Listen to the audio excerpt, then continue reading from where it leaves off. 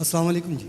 जी जनाब, मेरा एक क्वेश्चन इसमें है, जिस तरीके से आपने सजेशंस दी कि पाकिस्तान में सूबे होने चाहिए, तो आपकी सजेशन के मुताबिक 85 सूबे बनते हैं।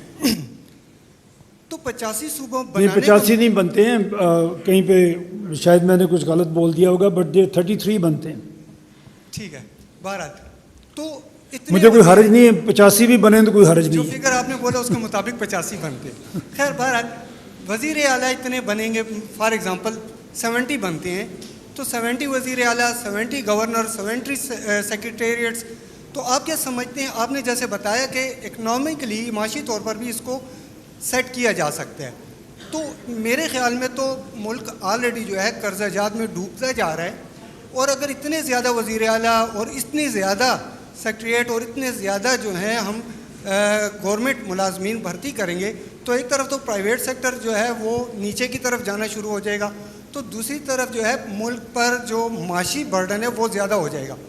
तो आप इसको किस तरीके से देखते हैं और इसके लिए आपके पास क्या सलूशन है? जिस गवर्नमेंट से हमारा और आपका वास्ता पड़ता है उसमें कोई फ़र्क नहीं पड़ेगा। पूरी हुकूमत की जो मशीनरी है वो डिस्ट्रिक्ट में भी मौजूद है और वो डिवीज़न में भी मौजूद है। हम अगर सिर्फ मेरे पास बड़ी डिटेल इसमें मैंने काम किया हुआ है, उस पर भी बात करेंगे, लेकिन वो आपके लिए ज़रा बोरिंग होगा। बट मैं आपको इसमें बिल्कुल मुख्तसर बात करता हूँ। इंशाल्लाह मैं कोशिश करूँगा कि मैं समझा सकूँ आपको। हम ये अर्ज़ कर रहे हैं कि आप डिवीज़न को प्रोविंस बना दें। इस डिवीज़न में पूरी गवर्नमेंट की मशीनरी मौजूद है। आज आप डॉक्टर हैं, आप डिग्री लेंगे और आप अपनी रजिस्ट्रेशन के लिए कहाँ जाएंगे? अपने डिस्ट्रिक्ट में ही जाएंगे ना, गवर्नर हाउस तो नहीं जाएंगे, ना सीएम के ऑफिस में जाएंगे। तो पूरी की पूरी जो आपकी गवर्नेंस है वो इस डिवीज़न में मौजूद है, कोई पैसा आपका खर्च नहीं होगा। और जब हम बात करते हैं कि छोटा सूबा होगा, उसमें प्रोटोकॉल होंगे, उसमें गवर्नर होंगे, उसमें सीएम होंगे। ये सीएम होगा 4 डिस्ट्रिक्ट्स का, एक डिवीज़न का। आपने ज़िला काउंसिल्स देखी हुई हैं, डिस्ट्रिक्ट गवर्नमेंट बनी थी यहाँ पे 2001 से 8 साल चली। ये आपका सूबे का जो सीएम होगा, आप समझें कि 4 डिस्ट्रिक्ट गवर्नमेंट के बराबर उसका बजट होगा और प्रोटोकॉल भी उतना ही होगा। हम बाज़ दफ़ा सुनते हैं, लोग कहते हैं कि जी वो हॉलैंड का वज़ीर आज़म है, वो तो बस में दफ्तर जाता है।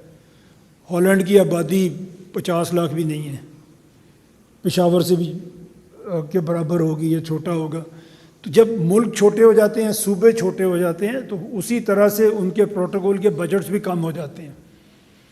आप अगर अभी भी देखें तो जो एक्सपेंस पंजाब के चीफ मिनिस्टर का है वो बलूचिस्तान की चीफ मिनिस्टर का नहीं है।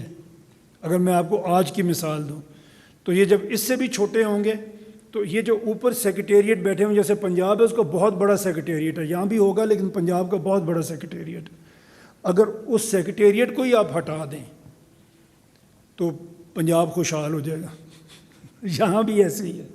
ये जो इतने बड़े बड़े सेक्रेटेरिएट हैं, ये काम नहीं कर रहे होते, ये एक्चुअली सुपरवाइजरी स्टाफ है।